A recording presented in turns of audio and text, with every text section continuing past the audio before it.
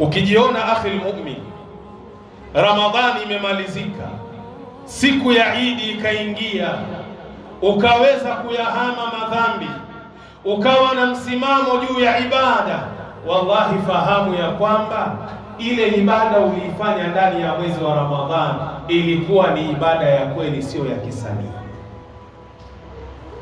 Wasihatiha, pia ufahamu ya kwamba unapofanya ibada baada ya Ramadhani na kuendelea kuyaacha machafu na maovu, ya kwamba ibada zako ndani ya mwezi wa Ramadhani Allah jalla fi'ala amezikubali 100%.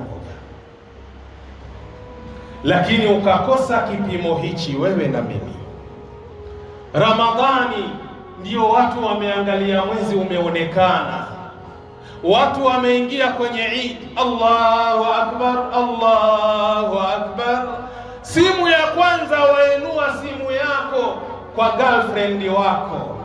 Wallahi wewe fahamu, Ramadhani ulikuwa unashinda njaa, na hii Ramadhani ibada ulizozifanya, hii ni sababu ya kuonyesha ibada zako hazijakubaliwa amama Allah.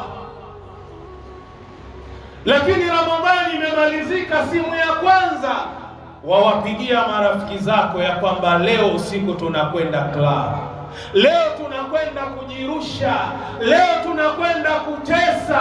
Fahamu ndugu yangu katika imani, lau uliyafanya hayo baada ya kuushuhudia mwezi, fahamu ya kwamba ulishinda na njaa ndani ya mwezi wa Ramadhani, bali ibada ulizozifanya zote zilikuwa ni habaan manthura, ni kama mfano wa vumbi tu ambalo limetawala.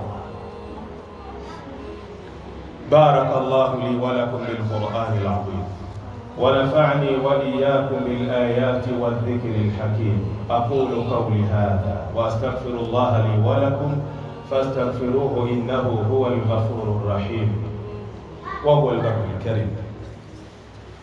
Astaghfirullah.